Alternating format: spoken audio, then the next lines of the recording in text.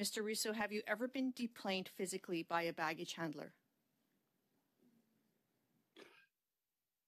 No, of course not. Have you ever been deplaned on a catering cart? No, I haven't. Ever been forced to get on your hands and knees to deplane? No, I have not. This is the reality of people with disabilities who have shared some of their stories with me. So when you and your executive team consider savings and profits by balancing what is regulated and what you are willing to give in goodwill, and I quote that from your conference calls, in which category do you put human rights for persons with disabilities?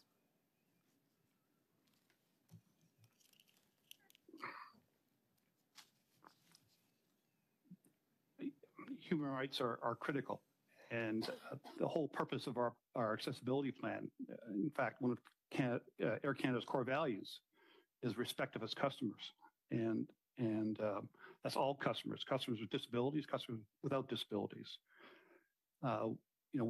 We carry many customers a year.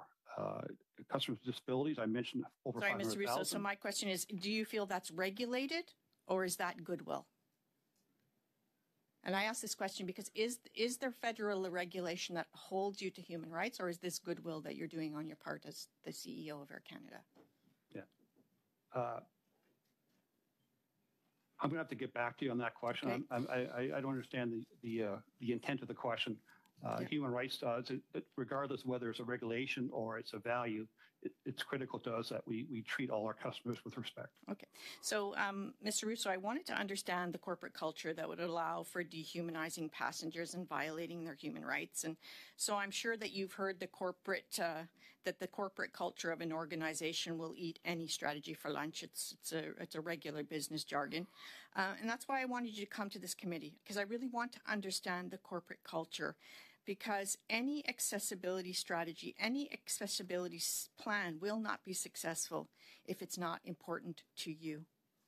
So the PBO report on accessible transportation for persons with disabilities, published March 31st, 2023, shared that only 31% of managers and executives completed their mandatory accessibility training.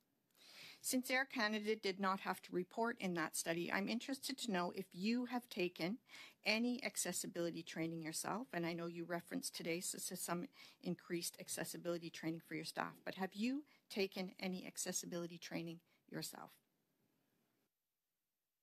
Thank you for the question. Yes, we have some modules for leaders that provide a framework for us to do better on accessibility.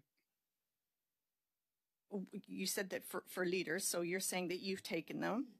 You've taken them? Yes, I've taken the module to give me a better sense of accessibility issues. What percentage of your executive has taken those modules? I don't have that information available right now. Okay, if you could report that back to this committee, that would be great. Have board members, your board members, the board members of Air Canada, taken accessibility training that you're aware of? Again, I'm not aware whether they have as part of Air Canada or some other organization that they're associated with. Would you be willing to approach your board with a request for them to take your newly revised accessibility training?